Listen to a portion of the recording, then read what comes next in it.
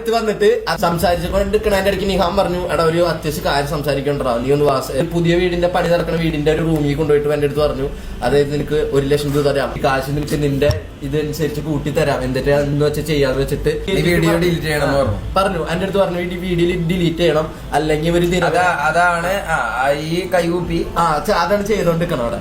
1 ലക്ഷം offer ചെയ്തപ്പോ നീ correct എന്റെ അടുത്ത് 1 ലക്ഷം ഓഫർ ചെയ്തില്ലേ, എന്നിട്ട് എന്റെ അടുത്ത് ചോദിച്ചു വീഡിയോ ഡിലീറ്റ് ആക്കോന്ന് ചോദിച്ചു. അപ്പൊ ഞാൻ പറഞ്ഞു തന്തയ്ക്ക് നിരക്കാത്ത പരിപാടി ഞാൻ ചെയ്യാറില്ല എന്ന് പറഞ്ഞു. മുന്നോട്ട് ഞാൻ ഒരു കാര്യം പറയാം, ഇന്ത്യയിലെ എല്ലാ സംസ്ഥാനങ്ങളും നോക്കണമെങ്കിൽ ഒരുവിധം മനസ്സമാധാനത്തോടെ വർഗീയ കലാപങ്ങളും വേറെ മതപരമായിട്ടുള്ള ഇഷ്യൂസ് ഒന്നും ഇല്ലാണ്ട് ഇന്ത്യയിലെ വേറെ സംസ്ഥാനങ്ങൾ വെച്ച് കമ്പയർ ചെയ്യണമെങ്കിൽ പോണ നല്ലൊരു സംസ്ഥാനം നമ്മുടെ കേരള. അവിടെ ഇതുപോലെ ഹിന്ദുസും മുസ്ലിംസും അടിയും അങ്ങനത്തെ ഇത് ഉണ്ടാക്കാൻ നോക്കണം. ഇതുപോലത്തെ തന്തയില്ലാത്തവരൊക്കെ എന്ത് ചെയ്യണം നിങ്ങൾ പറയുക.